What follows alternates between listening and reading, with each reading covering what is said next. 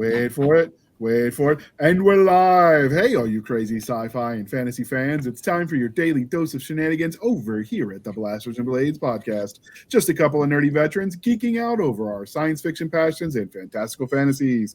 A place where magic is king, the sky is the limit, and space is the place. We are the podcast that puts the fun in dysfunction, especially when we have the chaos coordinator absent because she's packing, so she can't tell us no today. She's not here. Mwah. All right, wow. And for guests, we had a bunch of people come down with the seasonal cruds, so it's just us and the wonderful, the one, the only Mr. JT Errol. I'm butchering that last name. It's JT Errol. Errol. I still probably butchered it. We're going to just move on and pretend I got it right. Nick will edit it in post, I'm sure. All right, so this part of the introduction, dear listener, dear viewer, would have been a lot funnier if there was actually a group of us, but we're still going to rock on with it anyway because I wrote the damn thing. So we all actually met when we were all in WITSEC together. We were part of a group of expert witnesses testifying about the horrific practices of putting pineapples on pizzas. We had to stop it, but the mafia, known as Big Pizza, was out for blood to stop the truth from getting out, and so that's where we met. Eventually, we overcame. The world is now aware of those horrors, and so we were able to come out of hiding, and it's glorious. We get our names back and everything. Yeah, we took down the pepperoni crime family.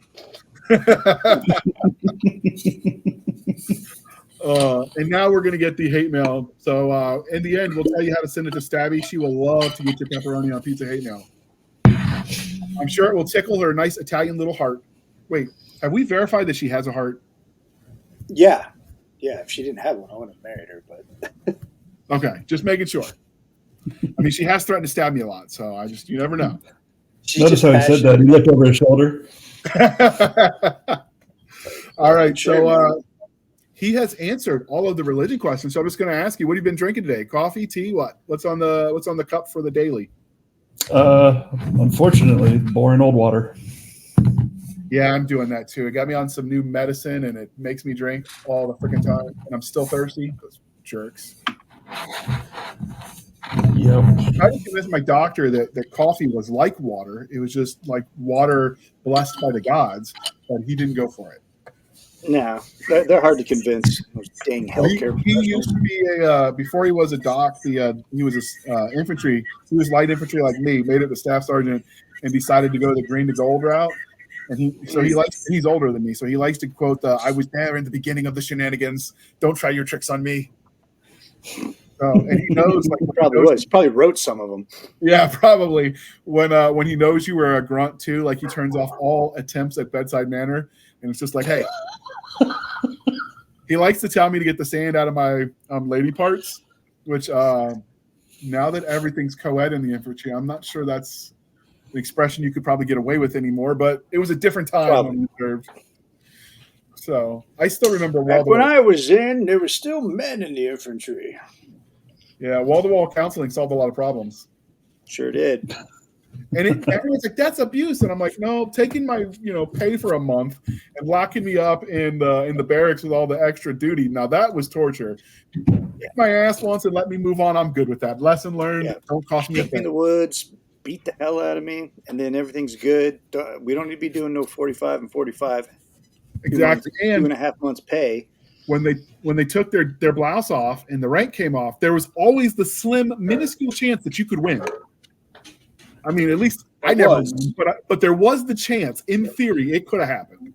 I mean, you at least had the opportunity. Good licks in too before they kicked the crap out of you. Yeah, they generally did, mostly because they were just messing with you. Yeah, I'll give you that semblance of hope that you could actually win this fight and not get extra duty, and then you were right before they crush it. Yeah. You start getting a little twinkle in your eye, like, oh my God, I'm winning. And they smile, wipe the blood off their chin, and they're like, you were never winning. Yep, that sounds about right. Or if you really make them mad, which happened once, because they had to come get me, and then I puked in the platoon sergeant's car. That was not a good day. After they held me down and beat the snot out of me, then they're like, anybody else want to, I'll hold him in place. He's so several of the sergeants got theirs in. That was Oh yeah, they come out of the wood line, then they just I'm like, where'd you guys stomping a mud hole in you? We were supposed to be on our own over here settling this like men. But Yeah, anyway, because if you find yourself in a fair fight, your tactics suck. That's what they told me. pretty Because I had much. that same look when like two of his buddies come out of the wood line to throw some licks in too, and I'm like, oh man. It's even worse though when the person kicking your backside is like so much older than you that in theory just youth should have given you an upper hand, and it doesn't work out. It made it easier for me to survive the encounter, is what it did. Yeah, but they had learned tricks we hadn't yet. So that was, and then the interesting is that was the sergeant that did that. The platoon sergeant was the one who pinned my stripes on, and he was like 6'4". He was a lineman before he got hurt his knee and joined the army. The dude was a bruiser, and like he took the what do you call those the frogs off the back of the rank pad and just slammed it in, which it hurt, but it also made it numb. So I didn't feel everyone else that followed. So maybe he was doing me a favor. Probably those blood bites hurt. Yeah, I don't know if they probably don't do that anymore either. I mean, they did it when I was in. Back in the old days. All right. So let's get into BDUs. Those were God's camouflage pattern right there. Is the BDUs. All right, so we're here, ladies, gentlemen, viewers of all stripes and sizes, to talk about the Destiny video game franchise. JT is a fan and suggested it since we have recently recorded Halo, which will air after this, but we thought it'd be fun. So I know of the Destiny franchise. I've seen a lot of the videos of the how to plays. I followed some of the controversy on the first launch, but I didn't have time when it came out to play. And then I was told it was crack and I should avoid it because it would make you addicted. So we've got JT to come out of recovery and help us talk about this this game franchise. So first, how did you find it? So I'm an avid gamer, obviously. Back in the 90s, I was a game developer and knew a lot of people in the industry. And I got some, industry magazines and publications that I followed that started talking about it early on. So I started following it and then found out that the original developers of Halo were actually the studio that developed Destiny. And so since they had been so good with Halo, I figured that they would be good with Destiny. And so I wanted to take a look at it and loved the game from the first moment I played it. Nice. Did it live up to the hype? Almost nothing ever lives up to the hype, but this got pretty close. Okay. It's one of those things that they were, if not the definer of the genre, they were one of the ones that was setting the curve on what became known as a looter shooter. Yeah. So Destiny, I just like to keep it simple. Destiny is an online multiplayer first-person shooter video game series developed by Bungie and previously published by Activision. The series is now self-published by Bungie after separating from Activision in 2019. It was their first console. Destiny's first console series was first one since Halo, which is like he said. A lot of the same developers. It's set in a mythic science fiction world, which is, like I said, a shared world. You can do player versus player settings, player versus the environment, or the AI, and it's sort of a combination of like Call of Duty and Halo. I think is as far as the type of play. Yeah, a lot of the match settings are very similar to the things you'll find in Halo. Okay, and a little bit of like the older Unreal Tournament type stuff. Some of that was in there. Okay, so what is it that hooked you as far as it goes? I mean, I'm a writer, so the story was the big part. The setting and the story is unique in what they were trying to accomplish with it. I mean, on first release, the story wasn't exactly as deep as it is now. With I think 4 or 5 expansions that they put out for just the first game. But they really worked well with what they had. This is something that I really praise Bungie for, is that from early on, even like in their Halo series, one of the first things that they did is they made sure they had actual writers on staff for their stories. And they didn't leave it up to last minute, come up with some ideas around huddled around a table with 25 developers that couldn't write a story for the life of them. Okay. How much of the story fits into the actual gameplay, or is it something you had to develop or find outside of it? So a lot of the story is developed or is delivered in the gameplay especially when you're going through just playing campaign stuff, campaign missions and dailies and things like that. After a while, it gets repetitive for what you're doing. But your first time through, you actually get the cutscenes in the story, and as you're going through the levels, you see all of the world building that was done in the story in the level itself. So you come across the things like the war mines, and you just see these massive computer brain installations and realize that this gigantic thing was a war mine that controlled only one small aspect of the battle of what they were fighting way back whenever the world was still whole.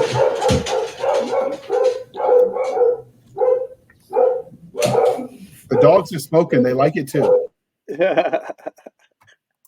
I thought it was mine for a second. I'm like, wait a minute. I've got 3 upstairs, and they apparently see somebody outside. Probably one of my daughters coming home from work. So I've watched the playthroughs. I will say that the original complaint was that it was all visually stunning. The open world was great, but there was no, the missions were very repetitive. Go to place, open door, waves of enemy, rinse and repeat, and there wasn't much there. Obviously it didn't live up to the hype. I understand that was addressed in later episodes, right? Yes. So the initial mechanics were very basic. It's like you had 5 or 6 different things that you had to do, actions that you could take, and they made the missions by kind of slapping them together in different orders and different numbers of them, and it just became very formulaic. Once you hit certain areas, you knew that you had to look for a specific thing, like the Fallen have this kind of eye-type robot thing with them. I forget what they're called. But you know that you have to kill that first before you can take out the big bad. And then once you kill that, then you can go open a door, and then you go to the next area, and oh, look, you have to do the same thing. So that got very old quickly. Okay. The cool thing about it, though, was how awesome the actual, everything just looked. It was like a living painting that moved as you moved.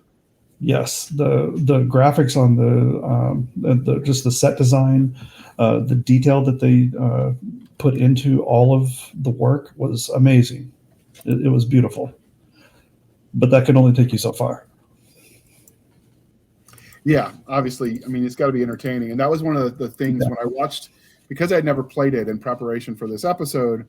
I watched a lot of the fan type commentary stuff. I read some of the Destinypedia and the wiki, and that was one of the things that they said. It was the players, even in the beginning when it was kind of sucky, were torn because it was so visually stunning. The lore was so deep, although they had to go outside of the game to find it, that they wanted to know more. But the gameplay itself was kind of sucky, grindy kind of setup that they just had to endure to get the rest that they really liked, which is saying a lot. Yeah. And that is one thing that I enjoyed about it, was that the lore and some of the later missions really kept me coming back. And the fact that, like I said, it's a looter shooter. So one of the interesting things is the more people in your group, the harder things get. And so you wanted to really fill up your group as much as possible to get the better loot, because the harder the monsters are that you're killing, the better the loot drops. So you try to maximize all of your returns by filling up everything, like all your empty slots and whatnot. Sometimes it worked. Most times there's a reason we call them pugs, pickup groups, because the coordination is just not there. And when you hit some of the harder missions, man, you get wiped out fast. So did they have a lot of guilds that built around those missions, like you saw with World of Warcraft, where you would game with the same group on a schedule? So sort of yes and no. A lot of people would build friends, and you would get some clans that were forming. Not too many early on, but much later when they really refined the social aspect of the game. you had some clans that were completely geared around the multiplayer PvP aspects, and they would go into matches or whatever and train specifically on the maps, just so that they could make sure that they understood what points they had to hold, or if it was a crucible, man, it was just a free for all. Okay. Then Destiny introduced the Iron Banner events, and that was a lot of fun. That was all pure PvP. But it was kind of like they took the regular PvP and just ramped it up. Okay. Were you in any of those clans? Or did you no, unfortunately, I was not that good of a player. What kind of classes do you have? Is it just, sniper, medic, tank kind of thing, or what was the breakdown? So it breaks down more along the lines of knight, which is kind of your tank, and then you have a mage class, which is more along the lines of like support, stealth, and whatnot, as well as they're squishy, so they do a lot of damage, but they die quick unless they're protected. And then you had your third one, which is a little bit more versatile. I'm trying to remember if there was a fourth. I played some of the multiplayer a few times, but usually I'd get kicked off or out of the rounds after 10 or 15 deaths in a row on the matches and losses and whatnot. Okay. It's not breaking it down on their website. I just figured I'd check real quick. But yeah, like I said, the visuals were really stunning. It has that. If you've seen Skyrim, the way the open world there is, it has some of those vibes, but it was like, instead of Skyrim obviously feels like fantasy, this was like space opera version of it with the way they did the graphics. Yes, so it was a very post-apocalyptic setting. You'd go through and you'd see giant buildings on their side torn open. In fact, the opening cinematic on Destiny 1 is fantastic, where they have what they call the Ghost, is this little robotic thing that has a little fragment of what they call light inside of it. That is their version of spiritual essence of some sort. And this thing flies all around, scanning all kinds of different things until it finds a patch of ground that it scans and says, "Oh, there you are," and then it spawns you as part of your tutorial on how to play the game. And it just, the setting is amazing, because where it finds you is basically on what looks like some kind of a connector highway with all kinds of rusted out cars that are decayed. The ground is overgrown a bit. And it looks like a city that once was thriving, that you can tell is just dead. The level of detail they put in that was amazing. That's the trick with games. It's got to kind of be the ability to tell a compelling story. The gameplay has to be fun, but it has to be visually appealing too, because of the medium.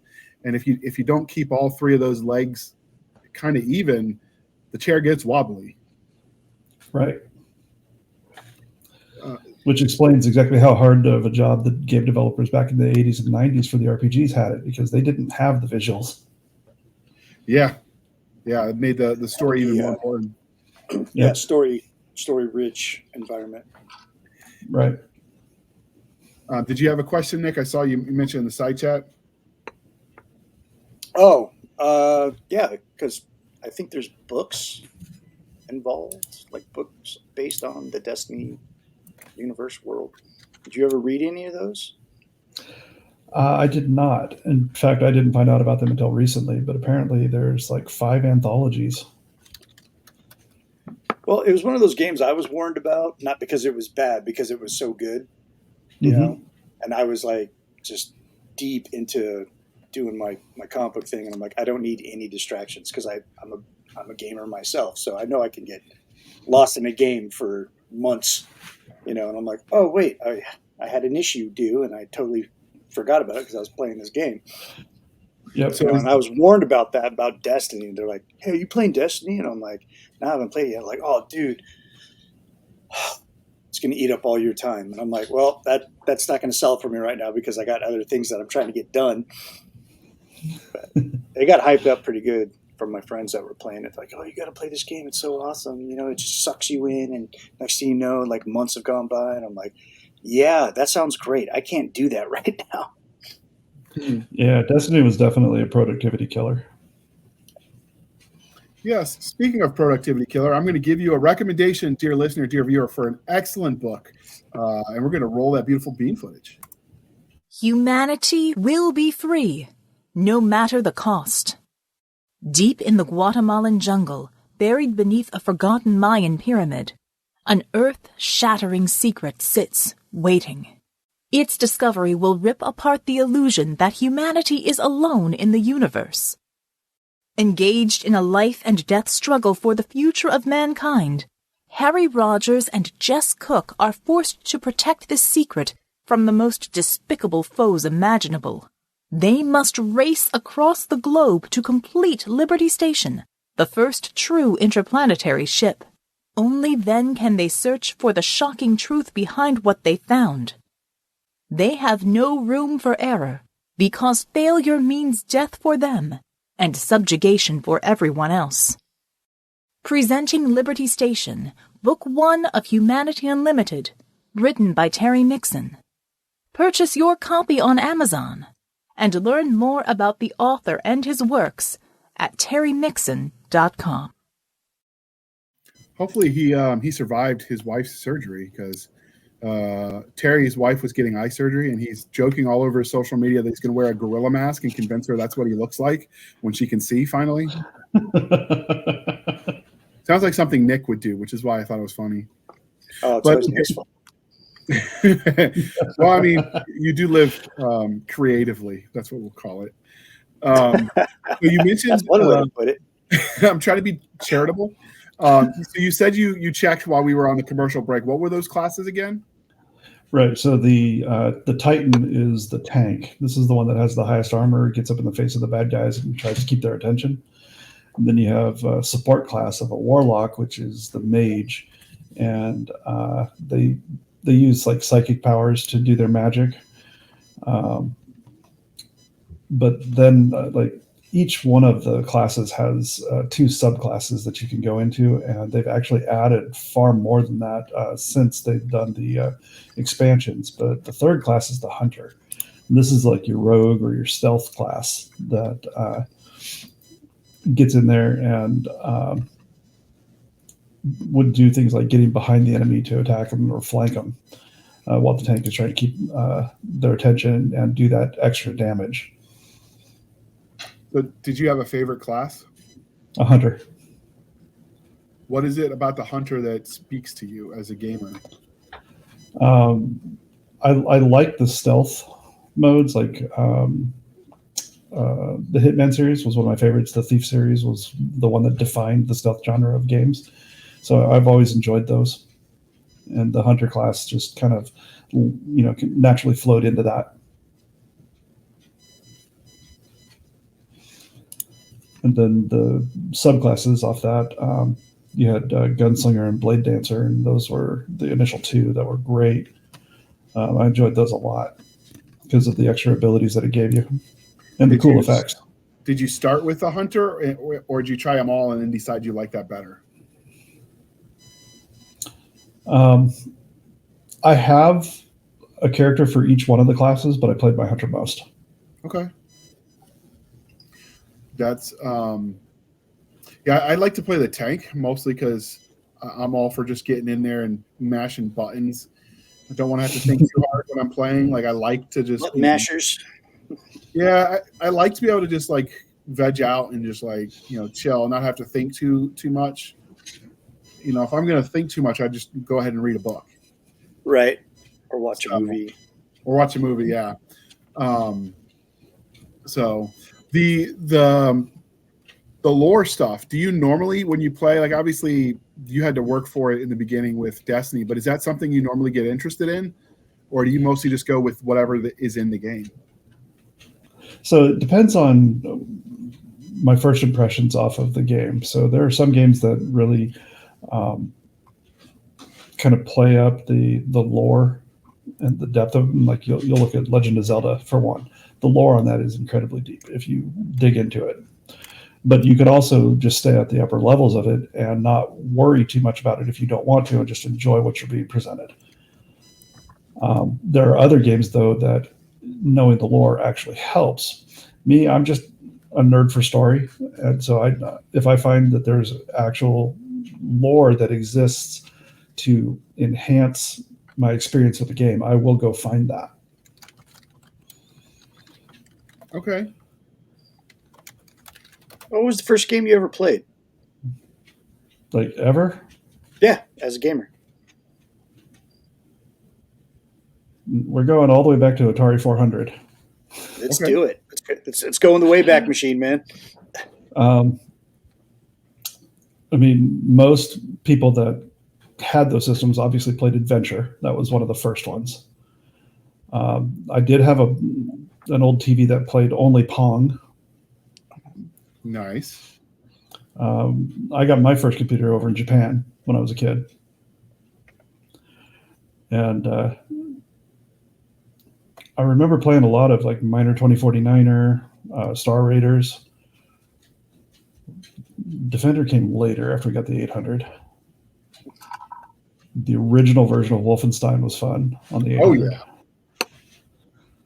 In the beginning, the bodies would disappear, so you couldn't tell where you'd been. But then the later versions, they left the bodies, and you could just, oh, I've been here because there's a trail of dead Nazis. Right. So this is like pixel art, not 3D at all. This is like the original, like 80s version of Wolfenstein, where your guy standing there looks like a drawn sprite of like a stick figure, and your gun just kind of sticks off to the side, whichever side you're aimed on. Yeah. It was hilarious. Oh, wow.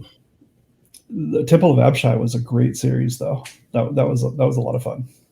I used to play Pitfall because Yep. my grandmother had the old Atari in her den that we would all play when we go to visit, and she had Pitfall and Frogger. Yep. I had both of those. Frogger was awesome. I used to play the old Infocom games, though. That was like text adventure.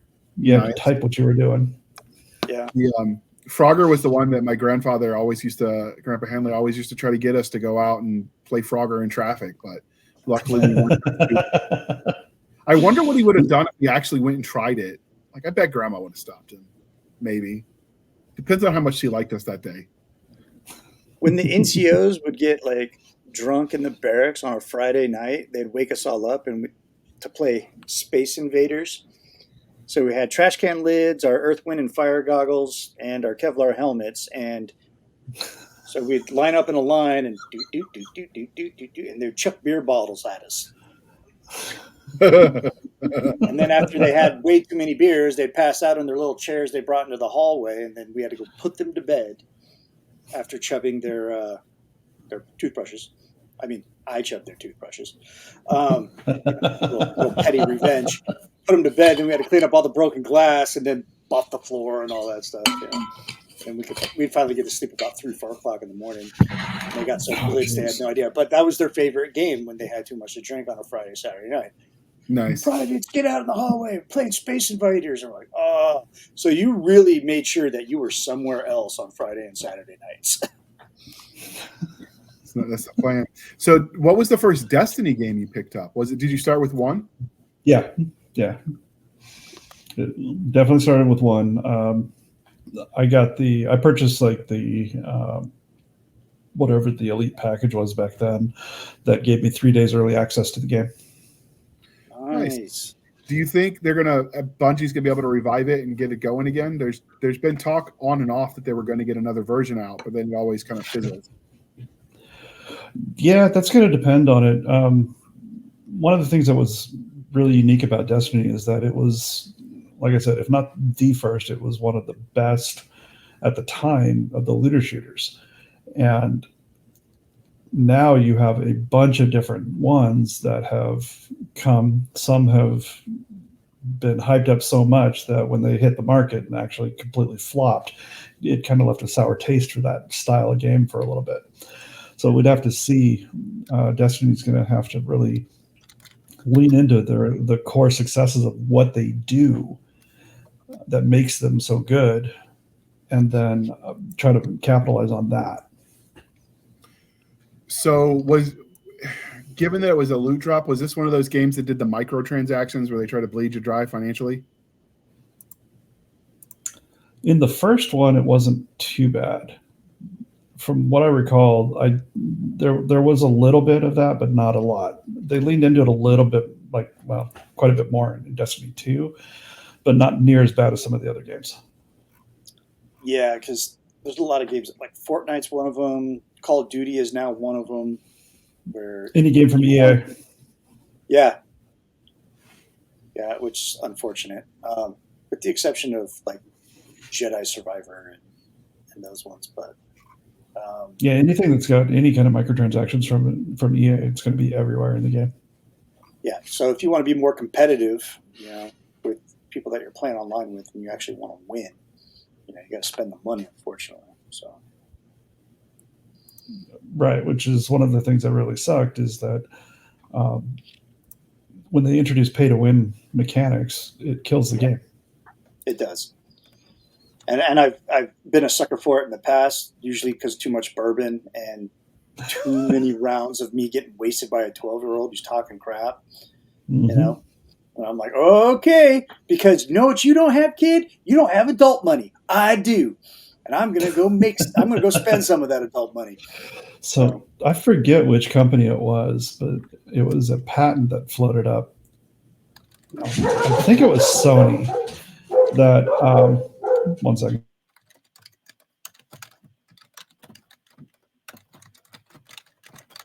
So while he's doing that, Nick, you think you'll ever come and give it a chance, give Destiny a chance, not the comic book service? Yeah, because Xbox has a really cool thing called Game Pass. So it's like a subscription, but it gives you access to like 100 and some odd games, that are free to play, and you can either download it to your system or you can play it on their version of the cloud. So I found a lot of great games in doing that, and Destiny has popped up. I think both of them on their Destiny and Destiny 2 are on Game Pass. So, I mean, now that I'm recovering, I'm in recovery mode, and I don't have really much to do. Drawing Hand doesn't still do what I wanted to do, so I need something that and it's funny too. My doctors suggested, like, hey, do you play games? And I'm like, oh yeah, I'm a huge gamer. He's like, yeah, do that, to recover your eye-hand coordination and fine motor skills. Yeah, they actually recommend that at the TBI clinic when I was both at Walter Reed and when I came home from there. Well, it's like I was playing Call of Duty like the night before I had the stroke. So like when my friends, because I don't care what you say, your online friends are, especially your gamer friends. I've been gamer friends with some of these guys for like 15 years. They're as close to me as like my regular friends that I see every day. And they're like, "You had a stroke, dude? Man, we were just playing last night." I'm like, "I know." So it's like, your fault because you missed the button. You missed that shot. It's your fault. Yeah, pretty much. They're like, "We totally lost that match because that must have been a pre-stroke indicator." I'm like, yeah, whatever. So, but yeah, gaming is I'm like, hey, I need a doctor's note for that. Maybe I can do it at work.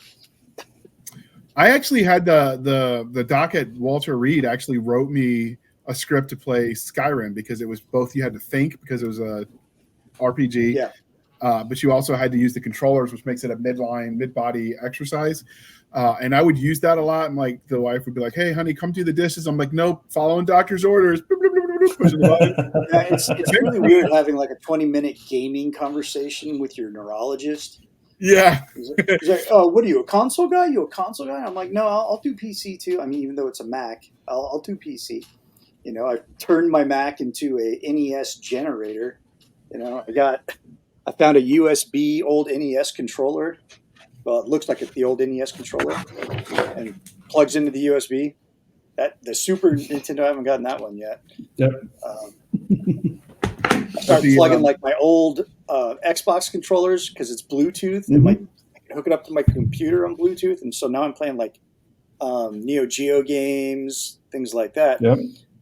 Me and that neurologist, we had a conversation. I'm like, no, I'll play console, I'll play PC. I mean, I was a huge City of Heroes fan back in the day. I loved that game, and that was all keyboard and mouse, and my fights were that way. So. Yeah, that's one of those things everyone considers it just a waste of time. You see, if you follow like modern culture, oh, if a guy plays video games, he's not grown up, and I'm like, man, shut your mouth. Let us have a hobby. But I have adult money, so that makes it okay. That's Absolutely. also why I have a life-size biker scout stormtrooper in my living room. But the doctors will even tell you there is. I mean, obviously you can't do nothing, but you got to get exercise in. You got to maintain your weight and stuff. But it's not as unhealthy as they used to make you believe it was when they didn't want you to. Oh yeah, back whenever I was a game developer, it was when the attorney in California, who was absolutely anti-game, was going after all the violent video games and filing all those frivolous lawsuits. That was the height of his career. It was right there in the 90s. Yeah, and he was one of the ones that drove a lot of that mentality. I don't think so, man. Yeah, really? And he was definitely proven wrong. Yeah, wasn't it Nancy Reagan who went after games and music too? I think she did the music thing. She was during the whole satanic panic in the 80s. Right, and made a lot of those bands a lot of money. Yeah, people would buy it and protest. I saw them on the news, and I'm like, I think I'm going to go try. You guys know anything about Slayer? Or Pantera? It's the Streisand. Kind of cool. Streisand was Streisand, basically. Yep. I'm listening to Ozzy Osbourne at 12 years old, and everyone else is like listening to New Kids on the Block, and I'm like, nah, man, you gotta try Tom Petty and the Heartbreakers. You gotta try Metallica, man. This stuff's awesome. Nice. So does Destiny have a good soundtrack score with it when you're playing, or is it mostly just like ambient? Is it akin to Halo? Because Halo has an awesome score. So they tried. They really did. They hit it out of the park with Halo.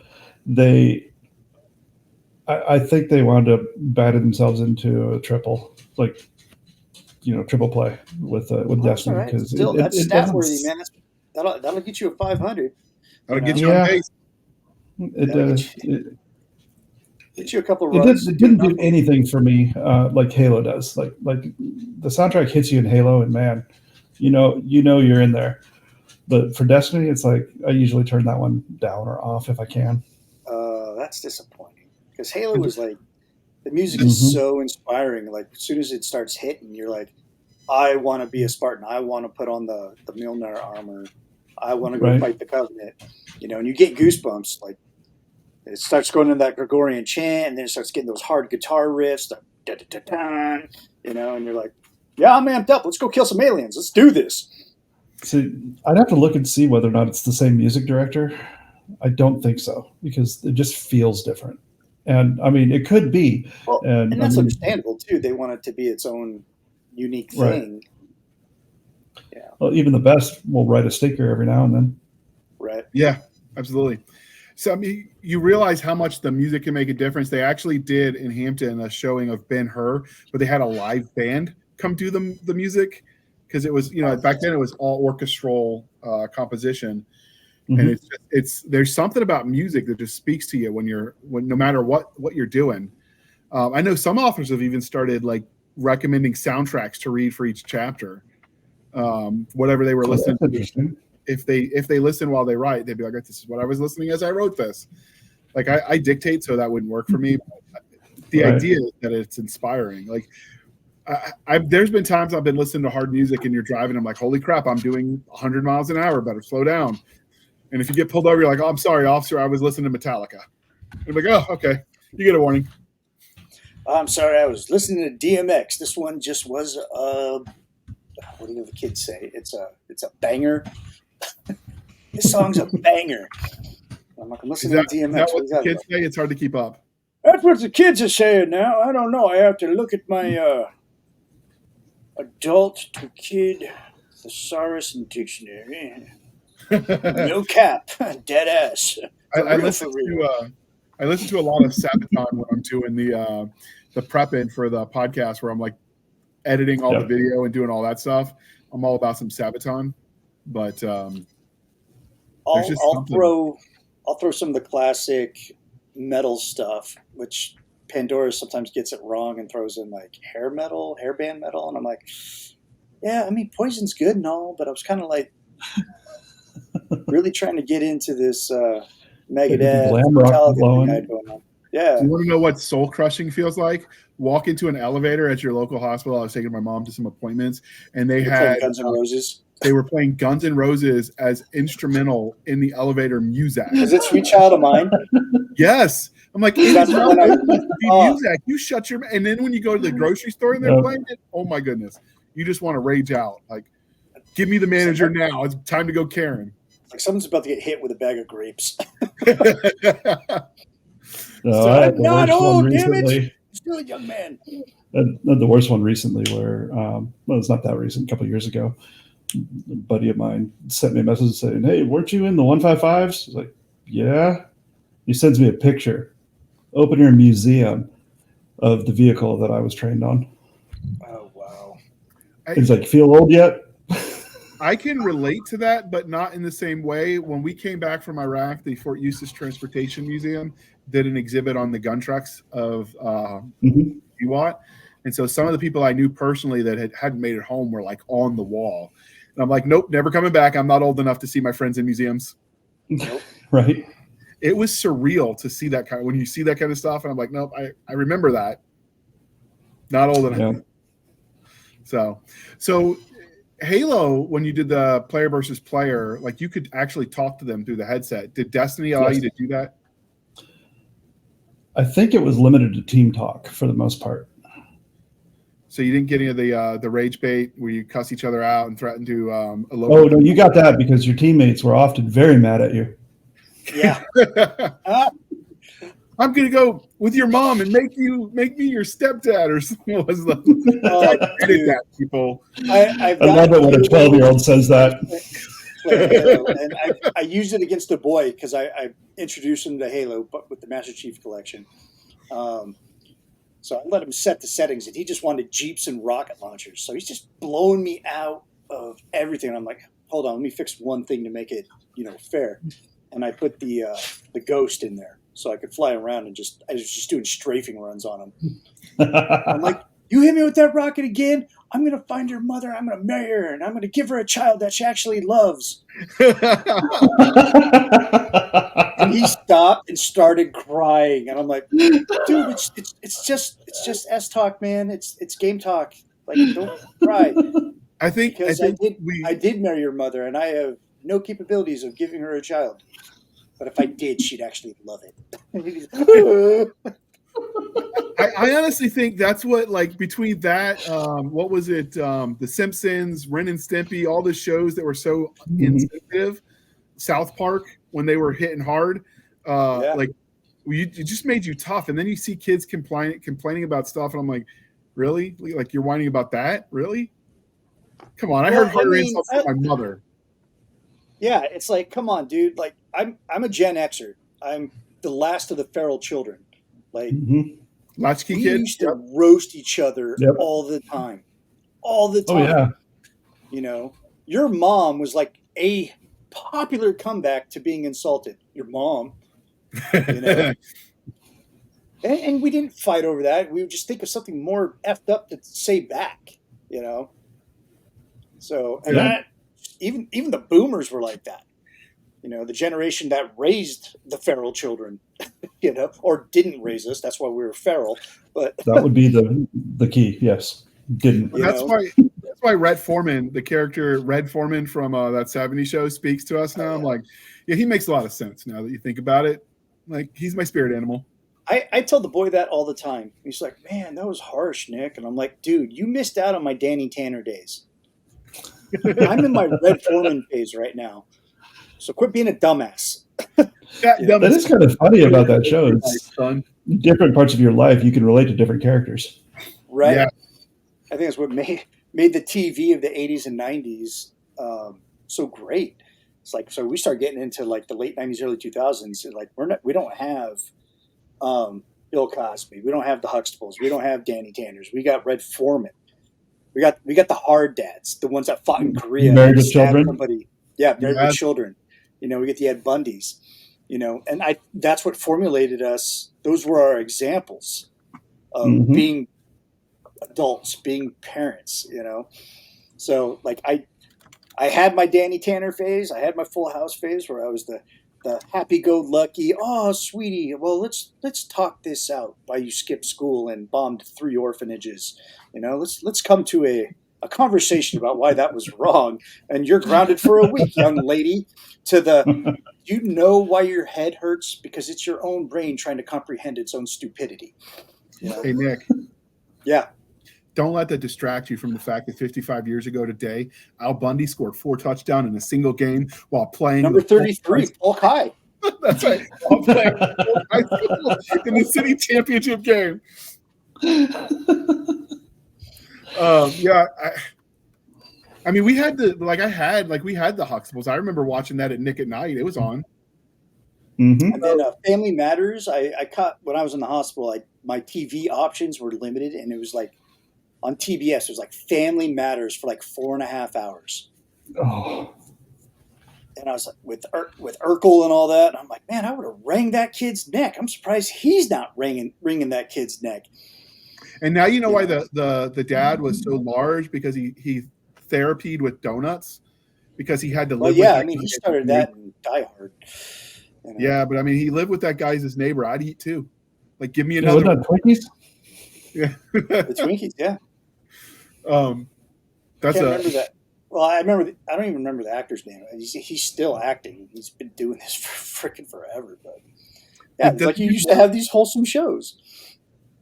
Yeah, we went way afar with Destiny when you just had a few of us. There wasn't as much to say, so I'm happy we're just BSing at this point. So if you like the game, tell us about it. If you played the game, tell us about it. If you dug the lore, great. If there's anything we didn't talk about that we should have, hit us up, and we're just going to go back to BSing because we're having fun. You're welcome. Yeah. I just want to let our audience know that I will fall on the sword and download the game off Game Pass, and I guess I'll do a retro review after this. There you go. As it eats up all my time and productivity. So we are working on getting the page on Facebook back up and running. We will be getting the it should be up by the time this airs. Oh, yeah, it should be, because I'm going to do that tomorrow. We should be getting the TikTok going. I guess the book talk, we're going to do some stuff there. Once the move is done, Stabby and I are going to coordinate while Nick's at work about getting some content. Some of it will be from our episodes. I don't know how we're going to do all of it, but we'll figure it out. Maybe some behind-the-scenes stuff, which is mostly just what you see on the show, because that's just who we are. So she'll still get – Stabby will still threaten to stab Nick, and I'll blame him for 30-second clips of her bringing me a drink before the show starts, or in between, like the commercials where I think I have enough time, and next thing you know, you're looking at an empty chair. Oh, my favorite is afterwards when we stick around to BS, and suddenly she's back with the knife, like, your food is getting cold. Did I cook this for nothing? Oh, dude.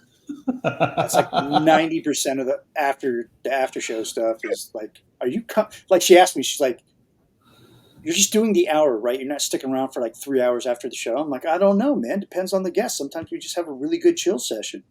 She goes, I'm cooking dinner. Yes, ma'am. Yeah, the other night, fried rice. We were doing that the other night with the Halo one. We ended up sticking around till like 2 a.m. Nick, yeah, she told me about that. She goes, they didn't go to bed. They didn't log off till like 1 a.m. their time. I'm like, oof. Yeah, I was paying for it the next day. Oh, like, it's only 10 o'clock my time, but I would have stuck around. It was good. It was good. But she wanted to feed me or something. So like, okay. She's trying to keep you healthy. She's got to up that life insurance before she lets you go. Man, she cooks very good, unhealthy food. It's pastas, because she's Sicilian. So, like, I mean, like chicken parm, which is fried and then just smothered in marinara sauce and good stuff, and cheese, meatballs and spaghetti and all that stuff. And I'm over here complaining when it's some of the best eating years of my life I'm having right now. Because it's not top ramen and hot dogs like when I was in college. So she, her and I have talked about that because I'm looking at some point in the future. I'd like to get a homestead and get out of the burbs, go back to nature. And she was like, yeah, Nick and I'll just move there and I'll cook for everybody. And you can't complain that I'm making you fat because I can just send you out to chop wood. And I'm like, I guess she's watched Captain America too many times. That's a little inside joke in the house too. She's like, come on, Captain America, use your super strength. And I'm like, well, right now it's like the left side doesn't want to work as well as the right side, so I can't tear, cords of wood in half anymore like I used to. Brain don't want to work. I mean, they do have compressor machines that will split the wood for you. You just put it on there, and it's like hydraulic ones. I've seen them. Yeah. They're awesome. Yeah, I thought about that. Slap it in there, and I'm like, why don't I just make one of those curved, self-feeding fire pits outside, and we just do that. So I get the fire going. We'll stack all the logs right there, and then they'll just burn. When one burns out, another log will fall right in its place. So I told my stepdad that I was going to be doing the homestead, and I wanted a fireplace. And he said, there's a rule with the fireplace, though. You have to have more kids, so you always have one small enough to go into the chimney to clean it for you. The kids yearn for the mines. They do. Based off popular game stats. That's right. Is the fire still hot? Now we'll find out. Go in there, Junior. Well, it's like like I was at a barbecue last weekend, and they had an outside fire pit, and there were like 4 or 5, people sitting there just staring at the fire. And I'm like, oh, you guys enjoying some Ranger TV, huh?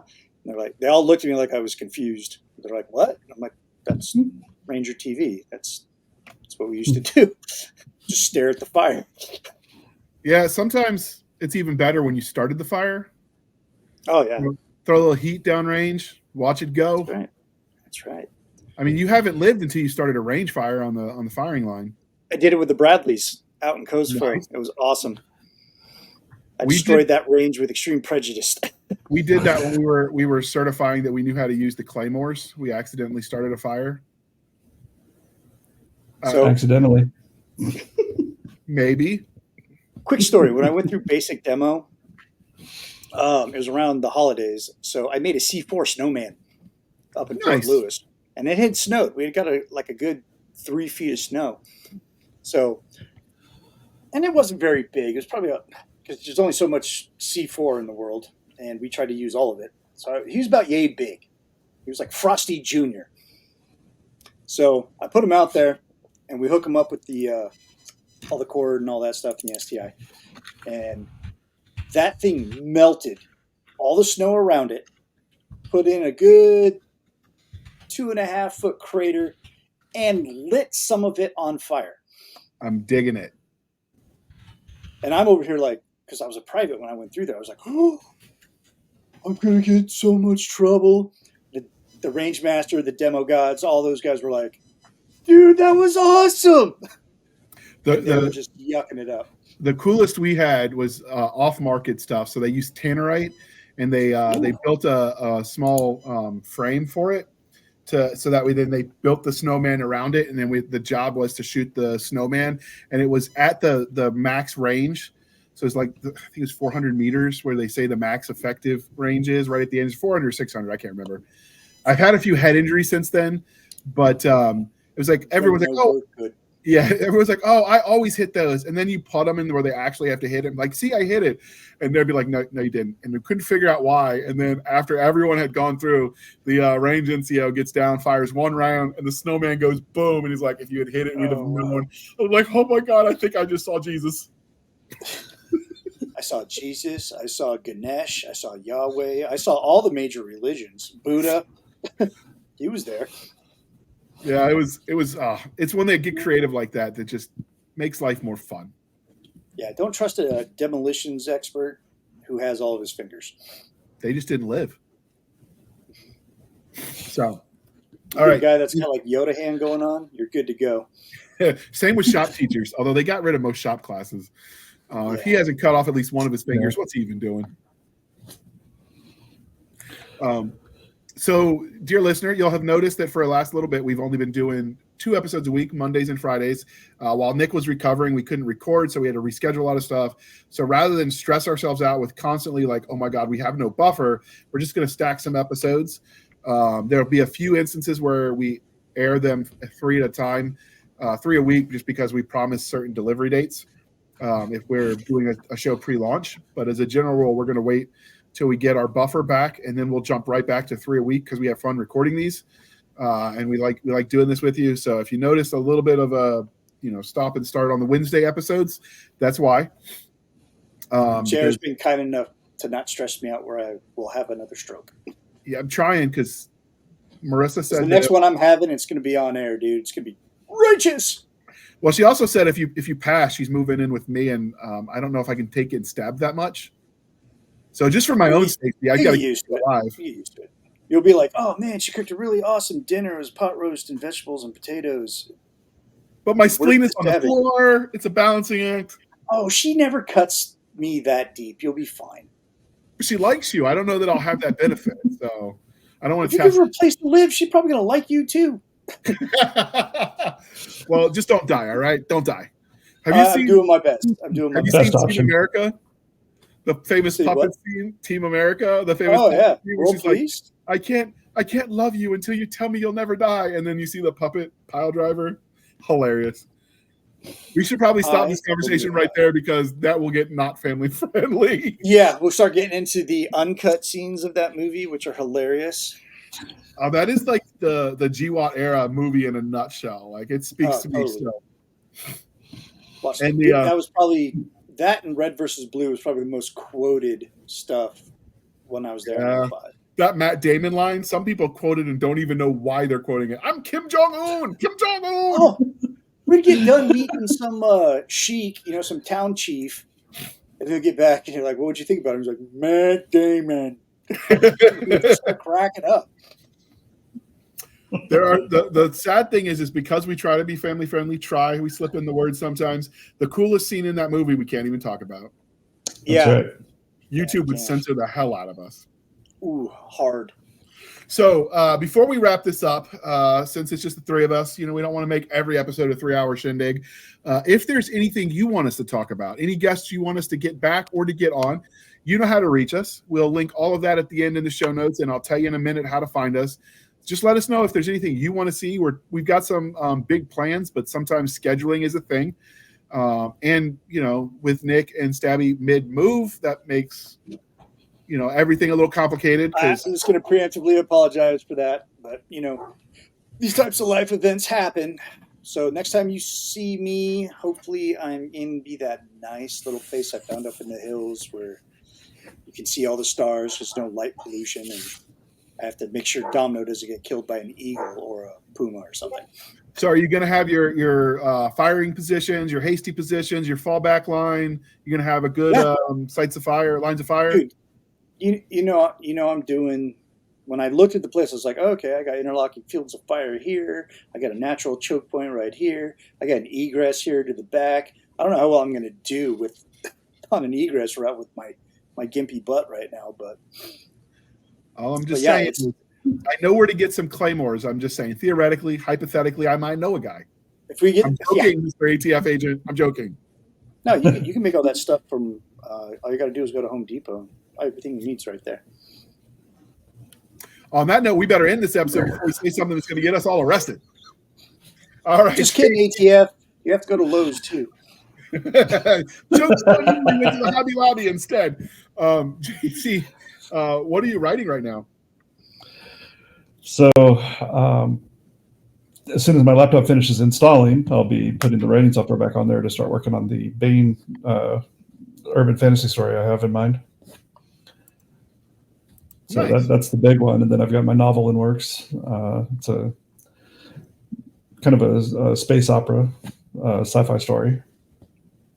So that one's kind of exploring loneliness, which is an odd topic, but it's very interesting how it happens in this one. Nice. That's a common theme in modern life for a lot of people, so I'll take it. And how can listeners find you? My website, you can find that. It's just my name, .com. And then I'm also on Twitter, and I do have Facebook. You can send me messages there or, post on my wall or whatever. Okay. As far as this is the point of the interview, dear listener, dear viewer, everyone at home in listening land, where I remind you to please be kind and speak your mind on the reviewing platforms. Your reviews help the right readers find the right books, so do your part. It really does help. It makes a huge difference, especially for debut authors or newer authors. You can find us on our Linktree, linktr.ee, Linktree /Blasters and Blades podcast. Again, Linktree /Blasters and Blades podcast, where we link to all the things, the bits, shoots, the rumbles, the YouTubes, the Twitters. We have our email for professional purposes only, Blasters and Blades podcast @gmail.com. We have our Facebook group and Facebook page. We have Madam Stabby Stab's Instagram, Twitter, and email, where you can send all the hate. She loves it. And finally, you can find us on our website at anchor.fm/blasters-and-blades. Again, anchor.fm/blasters-and-blades, where for as little as 99 cents a month, you can help keep the lights on. These episodes aren't free to produce, and every little bit helps. You can support the show more directly over at buymeacoffee.com/author J.R. Handley. Again, buymeacoffee.com/author J.R. Handley. Be sure to put in the comment section that it is for the podcast, and I promise I will keep my co-hosts and returning favorite guests duly caffeinated. They will drink until it pours out of their ears, just because I want to see that for science. For science.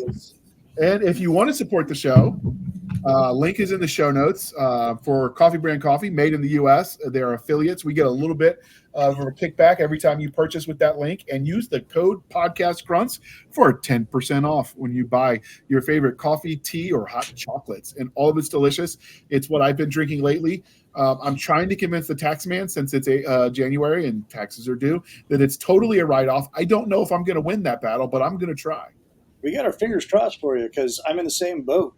I mean, what's the worst that's going to happen? They're going to show up and shoot my dog. Oh, well, maybe I got to talk to a lawyer. They're going to tell me no. They're going to bend my dog tag, send me back to Iraq. And yeah, I just, some government agencies just don't play around. That's all I'm saying. So thank you for spending some of your precious time with us. For my crazy co-host, I am J.R. Handley, and this was the Blasters and Blades podcast. We'll be back next week at the same time, where we'll indulge our love of nerd culture, cheesy jokes, and all things that go boom. And you see what happens when Stabby's not there to regulate. Sometimes our jokes go dark, and civilians don't always know what to do with us. But this is the way to live, people. This is our most authentic selves tonight, because no one was here to censor us. And in our defense, Nick, we were left alone.